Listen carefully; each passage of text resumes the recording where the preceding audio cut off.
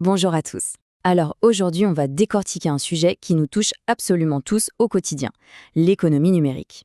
C'est cette force, un peu invisible, qui a complètement transformé notre manière de faire les courses, de travailler, bref, de vivre. On va plonger ensemble dans les rouages de cette révolution pour vraiment comprendre comment notre monde a été, reconfiguré. Et souvent, tout commence avec cet objet qu'on a tous dans la poche, le smartphone. C'est devenu bien plus qu'un téléphone, non? C'est un peu la télécommande de nos vies, notre point d'accès principal à toute l'économie moderne. C'est à travers lui qu'on consomme, qu'on produit, qu'on échange, tout. La grande question, c'est donc celle-là. Comment est-ce qu'un simple petit appareil a pu déclencher une transformation aussi profonde, aussi massive? C'est exactement ce qu'on va explorer ensemble. Pour piger ce bouleversement économique, il faut d'abord jeter un œil sous le capot à la mécanique interne. Et cette mécanique, c'est la technologie. C'est elle, le code source, qui a complètement réécrit les règles du jeu. En fait, l'économie numérique, ça repose sur deux piliers qui ne peuvent pas exister l'un sans l'autre. D'un côté, on a la dimension purement technologique, les innovations, la dématérialisation, le fameux big data. Et de l'autre, la dimension économique et sociale, c'est-à-dire la façon dont nos comportements, nos habitudes de consommation, de production ont été radicalement changés par ces mêmes outils. À la base de tout, mais vraiment à la base, il y a la numérisation. C'est simplement l'idée de traduire le monde réel en langage informatique. Une photo, une chanson, un document, tout devient une suite de 0 et de 1. Et c'est ce langage universel qui permet à l'info de circuler à la vitesse de la lumière partout dans le monde. Et chacun de nos clics, chacune de nos recherches, de nos j'aime, de nos achats, ça génère des données, des traces. L'accumulation de ces milliards de traces, c'est ça le big data. C'est le nouveau pétrole, la matière première essentielle de l'économie numérique. D'accord, on a ce pétrole, ces données. Mais qu'est-ce qu'on en fait? C'est là que l'intelligence artificielle, l'IA, entre en scène. L'IA, c'est le moteur, la raffinerie si vous voulez, qui va transformer cette masse de données brutes en quelque chose de vraiment précieux. Les recommandations sur Netflix ou les suggestions sur Amazon, c'est l'IA en action, qui essaie d'anticiper nos désirs. Forcément, cette nouvelle infrastructure technologique a permis l'émergence d'une toute nouvelle génération d'entreprises. Des acteurs qui ont tout de suite compris comment utiliser ces outils pour bousculer les industries traditionnelles et imposer leurs propres règles du jeu. Dans ce nouvel écosystème, on peut distinguer en gros deux grandes catégories d'acteurs.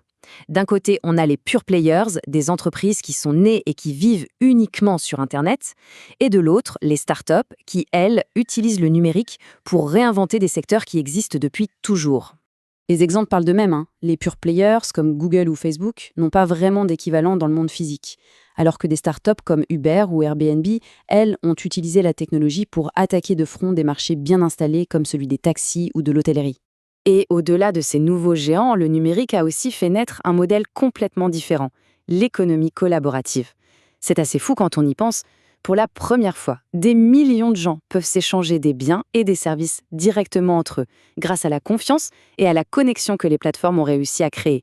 Le principe est tout simple, des plateformes qui mettent en relation des particuliers pour qu'ils s'échangent des choses. Vendre les vêtements qu'on ne met plus sur Vinted, partager un trajet en voiture sur Blablacar. Ces plateformes ont créé de tout nouveaux réflexes dans notre façon de consommer. Et ça nous amène vraiment au cœur du réacteur, au mécanisme de transformation le plus puissant.